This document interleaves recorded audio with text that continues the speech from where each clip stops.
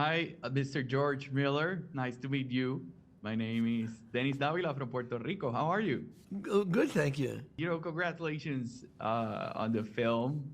It was amazing. And just when you think you had done it all in this franchise, you just give us something new and fresh and exciting. And, congratulations. Oh, that's good that you say that because I like to.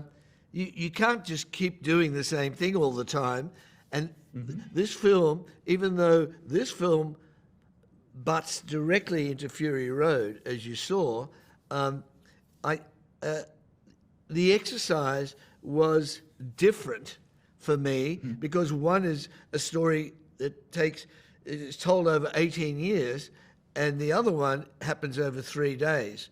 So the rhythms of it are quite different, and therefore the nature of the storytelling in many ways is quite different. So that was quite exciting, and I'm glad you said that. Thank you. Thank you. So, how was the filming of this? This is a complex movie, right? It's very complicated. How was filming this? Like that massive 15-minute sequence that took many days to shoot. How was the filming experience? Well, the the one thing that you can say that and what I find really interesting working in cinema and being lucky enough to be doing it is that it's always changing. That the audiences are changing, the way they perceive movies is changing, and it's evolving very, very quickly. The technology and the tools of cinema are different.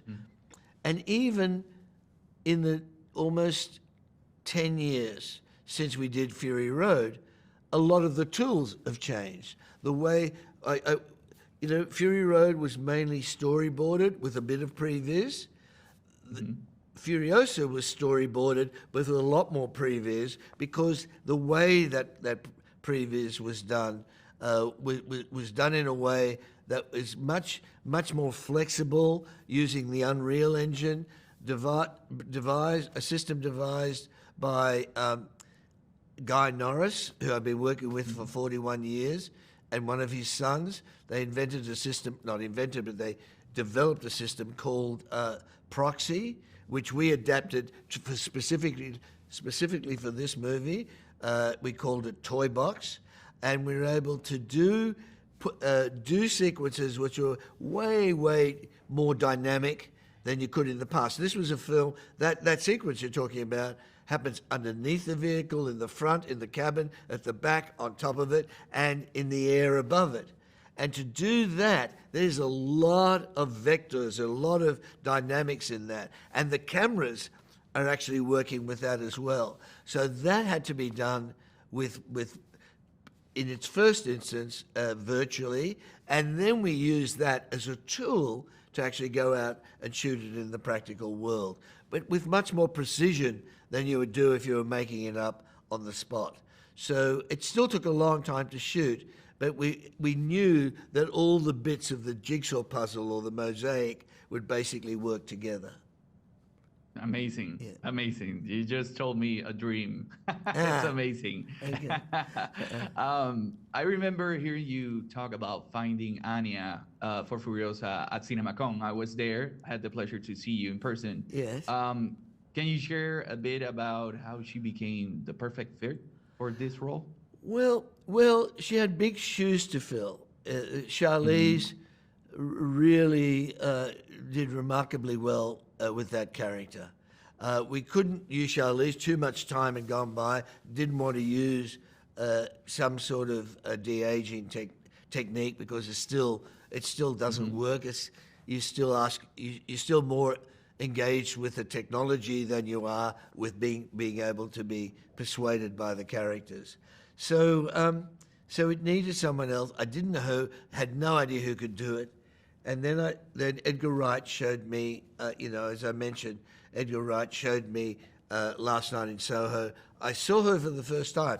I'd seen clips, I've seen trailers of earlier films, but I saw her and she had somehow she had something about her. She had that quality that felt like she could do the role. There's something very resolute about her. There was something almost regal, something where she commanded the space and your attention in the same way that Charlize did. And someone who was timeless, someone who wasn't contemporary or whatever.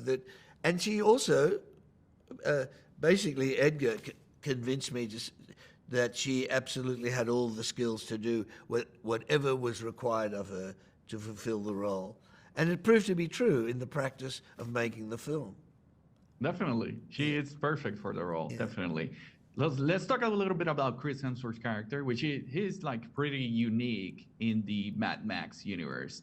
What was it like working with, Chris to bring Dementus to life? Well, Chris is someone, I knew his work, but I didn't really know until I met him how multidimensional he was. He's somebody who has, he's got a lot, for a relatively young man, he's got a lot of, work, a lot of work wisdom, if you like, but also wisdom about life that he brings to his work. We talked, I realized, boy, I just love the way he thinks and understands the world. Everything about himself, everything about his work, everything about work in general, and about how films and collaboration should happen. He read the script. He saw in it, in many ways, more than I did myself in the character, and brought that to the work in a very humble way, but had a big influence on that character. He took it to places, saw dimensions in that character that I didn't see while we were working on it, and it emerged as the film went on. And basically, I was, I spent a year in the cutting room with those characters, and every day I was really kind of surprised all over again by what they brought, things I never expected.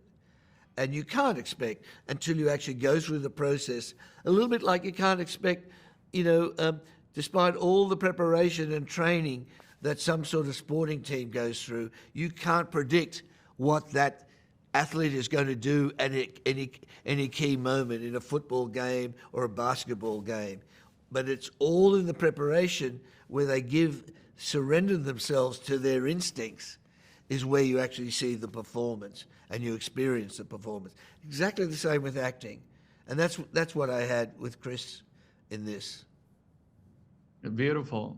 Mr. George Miller, my time is up. Yeah. Thank you so much for your time. You are a Hollywood legend, so thank you for everything you had done for us, and keep it going. All right. That's very kind of you. Thank you.